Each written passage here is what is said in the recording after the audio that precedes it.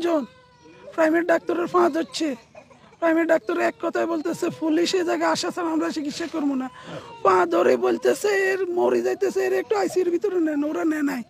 কি কারণ আমাদের দেশে আমরা বিদেশ দেখছি কোনো দুর্ঘটনা হয়েছে ফেরস্তার মতন 1 সেকেন্ড লাগে না, কেউ ফোন দেয় না, কেউ ফোন দেয় না ভাই, কেউ ফোন দেয় না। 1 মিনিটের ভিতরে ওরা আসি, সামান ফুড়ি যায়, সব চলে যায়। মানুষ কি আছে, ওরা আগুনের ভিতরে ঢুকে যায়, মানুষের বাইর করিয়া নিয়ে আসে। আর আমার দেশের কারণ ডাক্তারে বলতেছে পুলিশে যাত না আসলে চিকিৎসা করবে না, এই মৃত্যুর সাথে লড়াই করতেছে। যখন প্রাইভেট ডাক্তারের বলতেছে আমরা হাত দেখেন ওর জ্ঞান আছে কিনা একটু বলেন, বলতেছে আমি এটা টাচও করবো না, পুলিশ লাগবো।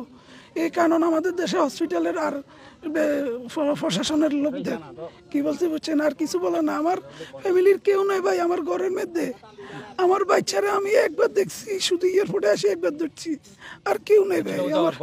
আমি বিদেশে আমার ওয়াইফের সাথে আমি 1 মাস 10 দিন সংসার করছি ভাই, আমি রিলেশন করে বিয়ে করছি ভাই।